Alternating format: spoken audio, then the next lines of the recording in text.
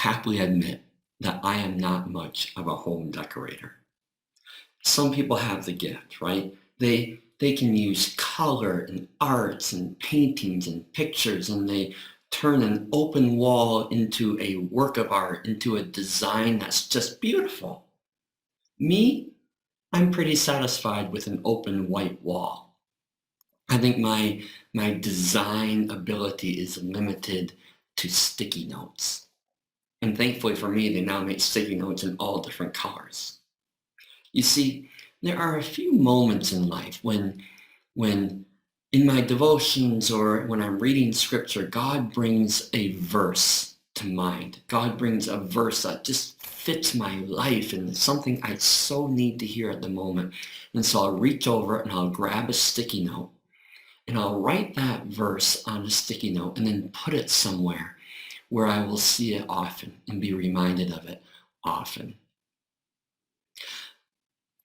Well, last month, Stacy and I passed our 2-year anniversary of arriving here at Mountainview Church and arriving in Spain. And in those 2 years, for me, there have been 2 sticky note verses, 2 sticky note passages that God has given me.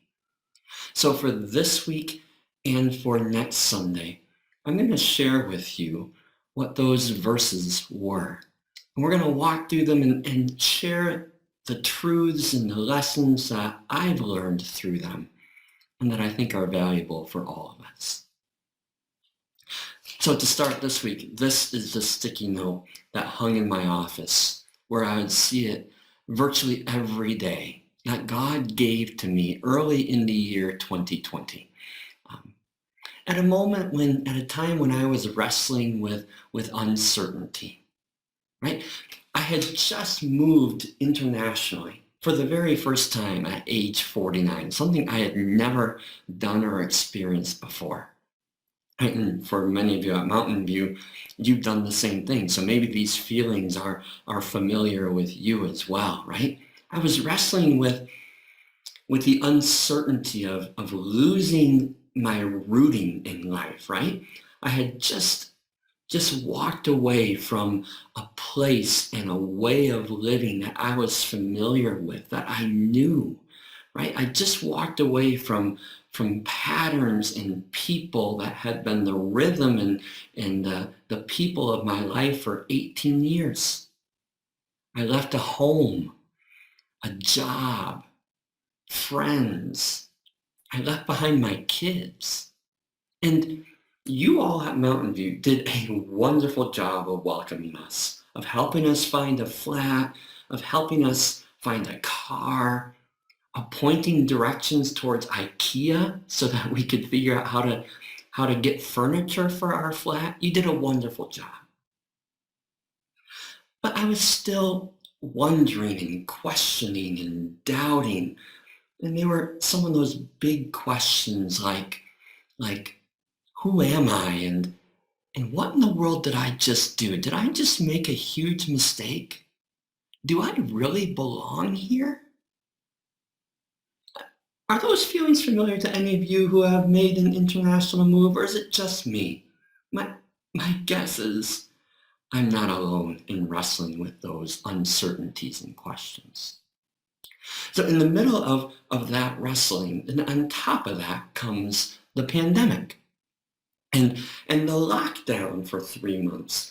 And even the things that I thought I knew got turned upside down in that process. And so in the middle of all of this doubt and questioning and uncertainty, God brought me Proverbs 3, verses 3 and 4. And here's what it says. Let love and faithfulness never leave you. Then you will win favor and a good name in the sight of God and man. So for over 12 months, this sticky note was hung where I would see it and read it virtually every single day. I stuck it to the flower pot of the orchid that you, Mountainview, gave to us on the very first Sunday that we were with you. This was God's message to me in the middle of my questions and uncertainty. And these verses gave to me a message about what really matters, about the core, basic, life-level purposes and values for me. You see, these two verses gave me clarity about my purpose in life. I think they give clarity about all of our purpose in life and what really matters, right? When it says, we will win favor and a good name in the sight of God and man. Now, think about with me for a moment what it means for us to win favor and a good name. That's what this verse is saying we're striving to do, to win favor and a good name. It made me think of author David Brooks, who wrote a book about the differences between what he calls resume virtues and eulogy virtues. And on the one hand, he said, we live our lives often, cultivating and developing these resume virtues. He defines those as the things that you write on your resume to define who you are, right? What do you bring to the marketplace? On our resumes we write that we're organized and hardworking. We're detail-orientated. They're your skills and your accomplishments, all the titles and the degrees that you worked so hard for. And those things in the middle of our lives seem so very important to us, right? We work hard for them. But really, he says, they're not what people will remember about us. I thought of that. I worked hard. I strove hard. 4 years of university, followed by 4 years of graduate school, of seminary, to get my master's of divinity degree. And I studied hard. I worked hard. I wasn't satisfied with mediocre grades. I wanted to get really good grades.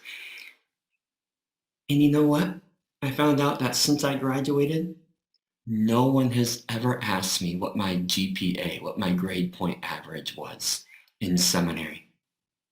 Didn't matter to them whether I was a good student or not. I worked so hard so that I could put that on my resume. And it doesn't really matter that much. David Brooks says what really matters are not those resume virtues, but what really matters are the eulogy virtues in our lives. He said those are the virtues, the things about us that people will be talking about at our funeral. Right? That's what a eulogy is. It's the speech that is about you that is given at your funeral. So what are the things that people will say about you at your funeral? What will they talk about? They aren't going to talk about your grade point average or the titles and degrees or your success at work. They're going to talk about you being kind and humble, wise and generous. They're going to celebrate you being a faithful friend, a loving wife or husband, a wonderful father or mother. These verses made me think about what really matters in my life. And what really matters is pursuing these eulogy virtues, right? My goal in life, I should be putting my energy and my attention and my focus towards winning favor and a good name. And I should be doing that, wanting favor and a good name in the sight of God and man, it says. I want God to be proud of me. First and foremost, most important, I want God to be proud of me. I care most about what God says about me. And And as I live my life, and when I reach the end of my life, I want to be able to hear God's voice saying, well done, good and faithful servant. Right? Those words from Matthew 25. And as I thought about it, I know that God is not all that impressed with my resume virtues, with the accomplishments and titles that I can put on my resume. Those don't impress him. Yes, he wants me to develop the gifts he's given me, and he wants me to become who he's asked me to become and to serve well. But God cares more about who I am. He cares more about those eulogy virtues. He cares more that I'm kind and honest and faithful and humble and wise and generous and loving in all of my relationships. That is what makes God smile when he sees me. Those are the dreams that God has for me, his child, right? That the Father wants the child to become. It's who I am. And if I want God to be proud of me, then I need to be pursuing those eulogy virtues more than these resume virtues. So I want to live my life striving for favor and a good name in the sight of God, and also in the sight of the people around me, my family, my friends, you, Mountainview Church, you who know me. And I need to remember that, again, those titles and accomplishments, whatever awards I might be able to strive to get, those don't matter that much. For me as a pastor, pastors, their pride rises up at the size of their church, or the recognitions and awards that they've given, or the degrees and titles that they've earned. You know what those things are for you in your life, or your work, or your career. Those aren't the things that will win the favor of people around you, that will win me a good name. I want the people around me. I want you to remember me for being kind and honest and faithful and humble and wise, generous and loving in all of my relationships. It was just so valuable for me in the middle of my wondering of who I am and what am I doing, and it was so valuable for me to be reminded again of who God wants me to be, of what really matters to him. And the things that matter to God, they matter so much more. They're so much more important for me to pursue in my life than whatever this world says is important. It was a valuable, grounding, core reminder to me from these verses from Proverbs 3. But then these verses also taught me how to develop those eulogy virtues, we'll call them, right? It gave two important things for me to focus on, right? Because the verse says, let love and faithfulness never leave you. Then you will win favor and a good name in the sight of God and of man. Love and faithfulness.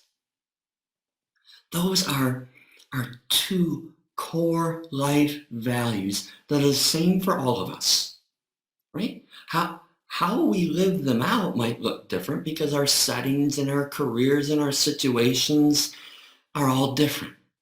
But the values are the same for all of us. And they give us direction for our lives. They shape our daily practical decisions if we will let them.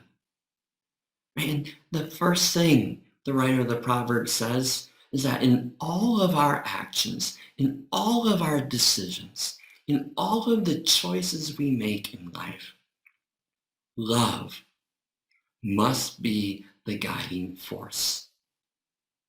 That's what Jesus says, right? The great commandment that he gives, right?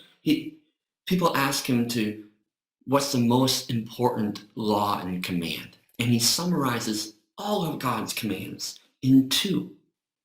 Love God and love the people around you. Right? That's the summary of all of God's desire for our lives. All of his direction for living is right there. Love God and love the people he brings into your life. And so that has become for me a guiding question in my mind. How can I best love God? And how can I best love whoever he brings into my life? Those are life-shaping values and questions. And if I am consciously trying my best to do those things, if I'm trying my best to love God and to love the people he brings into my life, then all of the rest of those eulogy virtues will grow in me. They will develop in me. I will be living them out for God's glory and for his purposes as I love God by loving his people. This value, let love never leave you. It grounded me in my uncertainty. It gave me direction. When I'm wondering what in the world is going on, what am I supposed to be doing? And who am I? Well, what am I supposed to be doing? Whatever is loving. That's what I'm supposed to be doing. Whatever helps me love God and helps me love others. And that value gives practical direction. It's not just this big nebulous thing. It gives very practical direction every day for us. At work, am I doing what's loving? Loving God, loving people. When I go to school as a teacher or professor or as a student, is what I'm doing there at school. Am I loving God and loving the people around me? In my home, in my church, what would it look like for me to make a decision to love God and to love the people around me? I must let love never leave me. And the second value is I must let faithfulness never leave me. So what does it mean for me to live a life that's faithful to God? What it does not mean is being perfect. Right? Sometimes we think of faithfulness as living the perfect life and doing everything just right, especially the spiritual disciplines, right? And so we make a checklist of spiritual disciplines. Did I read my Bible today? Did I pray today? Am I taking time to meditate and to fast? And it becomes this legalistic checklist of proving that I'm faithful.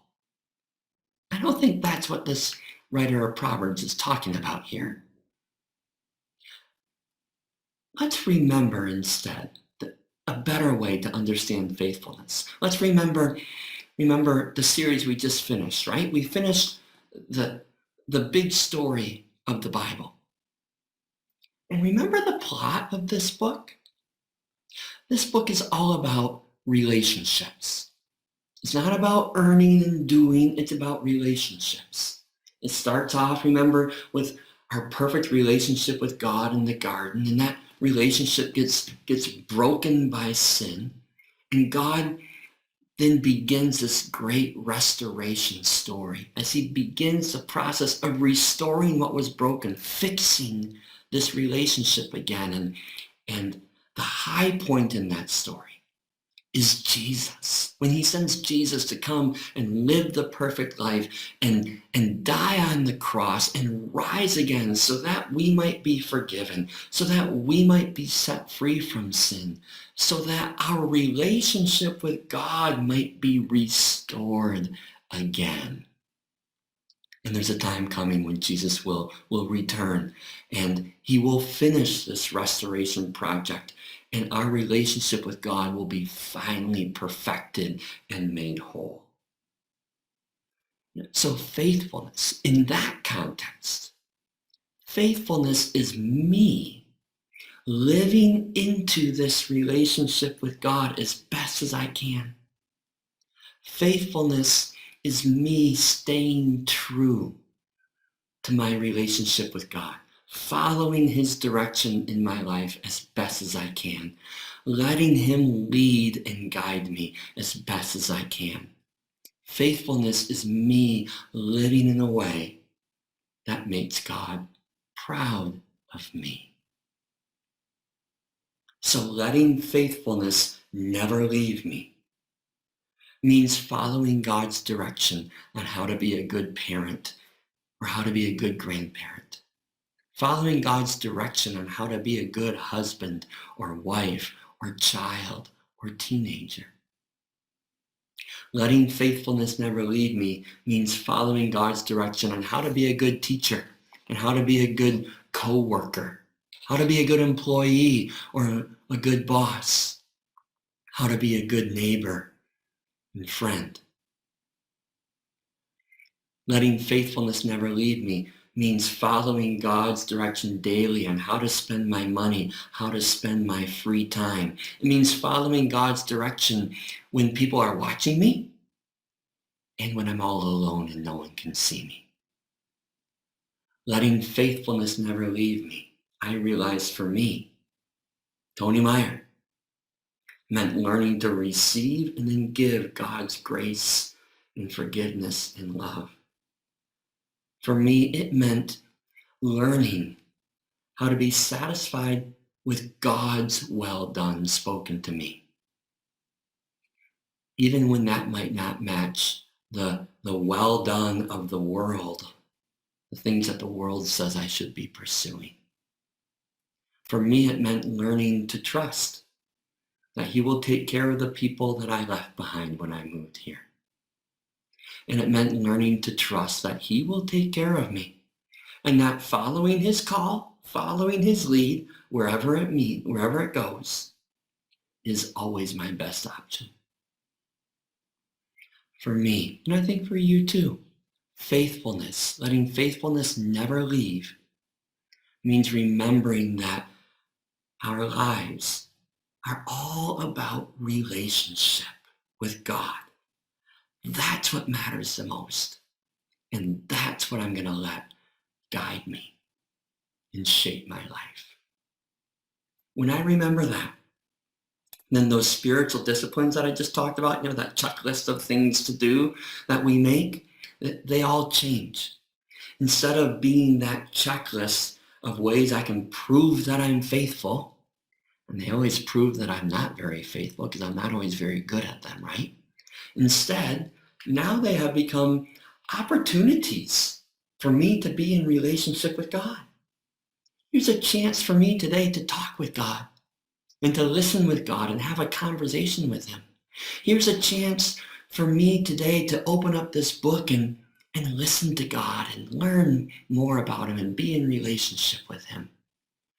Here are opportunities the disciplines give me to laugh with God and to love God and to be in and build this relationship with God.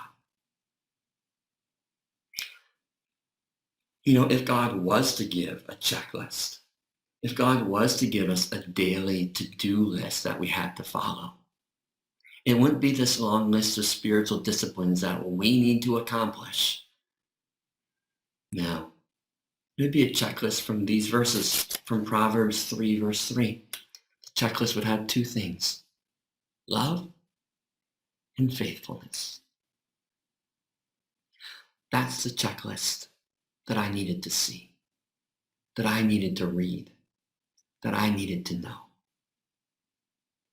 In my life, am I choosing love? And am I being faithful in my relationship with God? So I'm learning.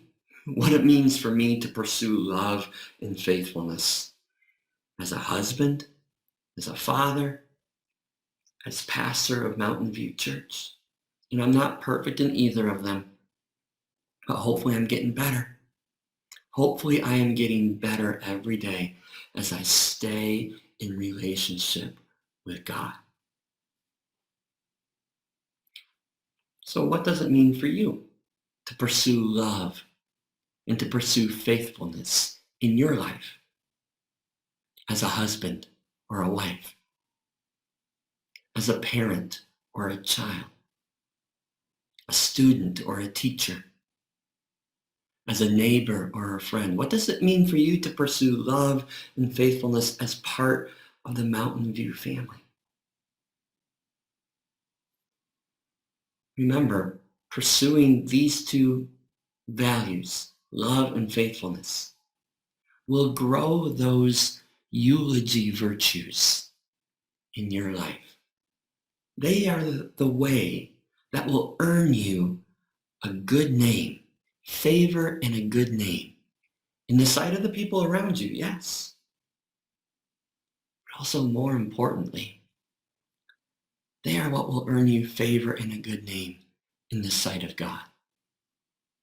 They will direct you, direct me towards the kind of life that will receive a well done, good and faithful servant from our God.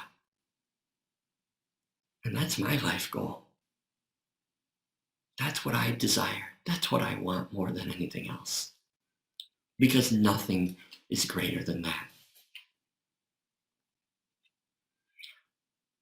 So, my sticky note verse: let love and faithfulness never leave you. Then you will win favor and a good name in the sight of God and of man.